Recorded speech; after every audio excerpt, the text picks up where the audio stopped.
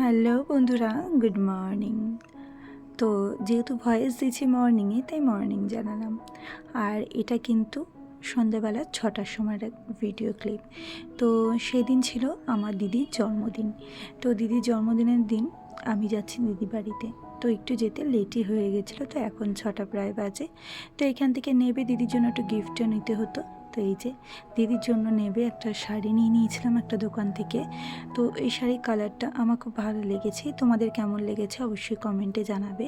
আর আমার দিদি যেহেতু ফর্সা, তাই ওকে কিন্তু খুব ভালো লাগবে। তো এই যে দিদির কিন্তু রেডি হচ্ছে, আর এখানে কেক কিন্তু এসে রেডি। একটা জামাইবাবুর বন্ধুরা এনেছিল, আর একটা জামাইবাবু নিজে এনেছিল।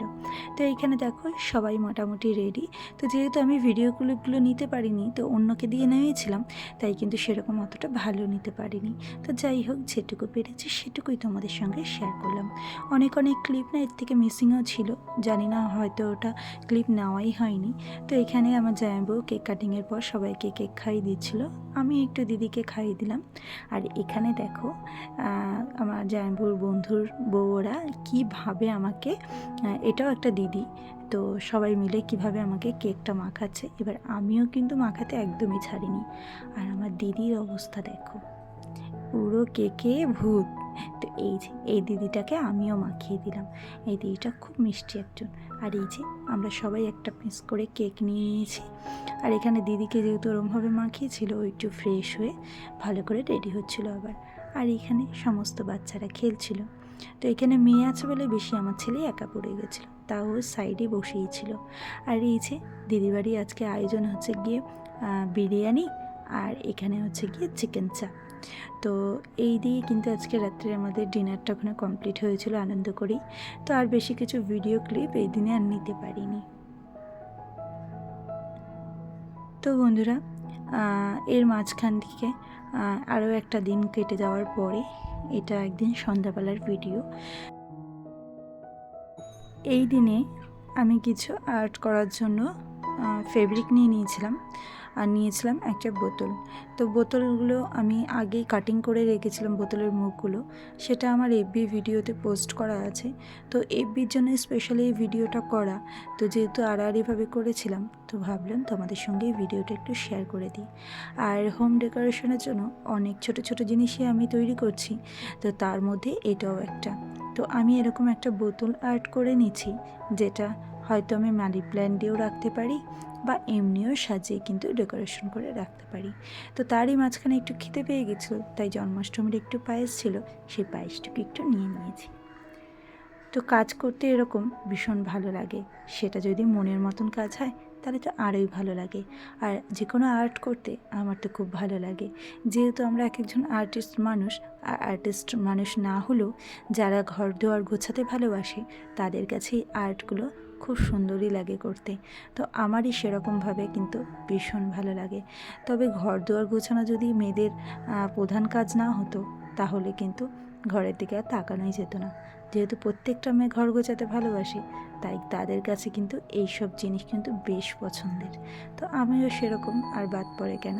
তো এখানে দেখো আর্টটা কমপ্লিট হয়ে গেছে, আর একটা মানি প্ল্যান্ট দিয়ে তোমাদের একটু দেখিয়ে দিলাম। কেমন লাগছে অবশ্যই তোমরা কমেন্টে জানিও। তো যখনই করব, তখনই তোমাদের সঙ্গে কিছু না কিছু শেয়ার করব। আর এখানে কিছু তালের বড়া করে নিয়েছিলাম। আর তারপরে সময় পেয়েছি যেহেতু, একটু ঘরটা যেহেতু চেঞ্জ করব পুজোর আগে ভাবছি, তো ডেকোরেশনটা চেঞ্জ করবো বলে আলমারিটাকে না আমি একটু অন্য জায়গায় করে নিয়েছি। তোমরা পরে সেটা দেখতেই পাবে। আর যেহেতু আলমারিটা ঘোরাতে হয়েছে, তাই সব জামা কাপড় কিন্তু আমি আলমারি থেকে বার করে নিয়েছিলাম। আর বার করে দেখো আবার নতুন করে সুন্দর করে গুছিয়ে রাখছি সব মুছে। তো পুজোর আগে মাঝে এই কাজটা হয়ে গিয়ে আমার বেশ ভালো হলো। না হলে পরে তো কাজ শুরু হয়ে যাবে আমার পার্লারে, তখন একদমই সময় পাবো না। আর ওখানে ব্যাগের কালেকশনগুলো দেখতে পেলে, আমি অল্টারনেট করে দুটো ব্যাগ রেগুলার ইউজ করি, সেই দুটো বাইরে আছে। আর দিদি সেদিনকার দিয়েছিল, আর ওই ব্যাগগুলো বার্থডেতে দিয়েছিল বা আমি কিনেছি, সেই সমস্ত কিছু এখানে সুন্দর করে সাজিয়ে রেখেছি। তো আলমারিটা আমার কীভাবে সাজিয়েছি তোমরা দেখতেই পেয়েছো, ঠিক আছে কিনা তোমরা জানিও।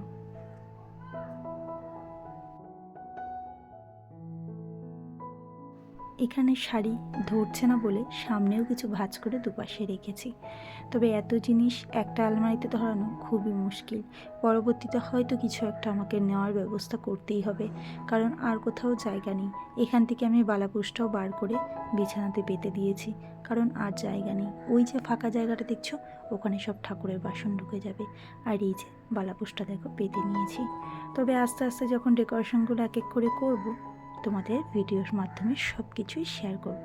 আর এইখানে দেখো এরকম বিরিয়ানির একটা কন্টেনারে আমি এরকম স্টোন দিয়ে একটা মানি প্ল্যান্ট সেট আপ করে রেখেছি। এটাও আমি রাখবো ঘরের মধ্যে, সেটা হচ্ছে গিয়ে তোমাদের শেয়ার করব কোথায় রাখলাম। আর এইখানে দেখো আমার ছেলে পরের দিন একটু এক জায়গায় গিয়েছিল, তো যাওয়ার পথেও রাস্তার মধ্যে একটা বাড়ির পাশেই রাস্তার সামনে অনেক এই গাছগুলো দেখে দিয়েছে। এগুলো ক্যালাডিয়ামের মধ্যেই জাতের মধ্যে পড়ে, তবে সঠিক নামটা কি ঠিক জানি না, কিন্তু ক্যালাডিয়াম জাতেরই একটা গাছ, কচু গাছ। তো দেখো এই গাছগুলো বেশ ভালো লাগে, আর সেটা কিন্তু ইনডোর প্ল্যান্ট যদি হয় তাহলে তো আরও বেশ ভালো। তো আমি এরকম করে এটা কিন্তু ইনডোর প্ল্যান্টের জন্যই কিন্তু আমি করে রাখলাম, যেহেতু এই যে ঘরটা ডেকোরেশন। তবে ধীরে ধীরে যেভাবেই আমি ঘরের লুক চেঞ্জ করি না কেন, সবটাই এর পরপর কিন্তু ভিডিওতে আসতে থাকবে। আর এখানে দেখো কৌশিকী অমাবস্যার জন্য আমি একটু লুচি তরকারি করেছি, আর সাথে যেহেতু তালের জিনিস একটু মুখে দিতে হয়, তাই তাল ছিল, তালগোলা তাই দিয়ে কিন্তু একটু তালের বড়া করে নিয়েছি। তো আজকে একটা ছোট্ট ভিডিও শেয়ার করলাম, কেমন হয়েছে জানিও।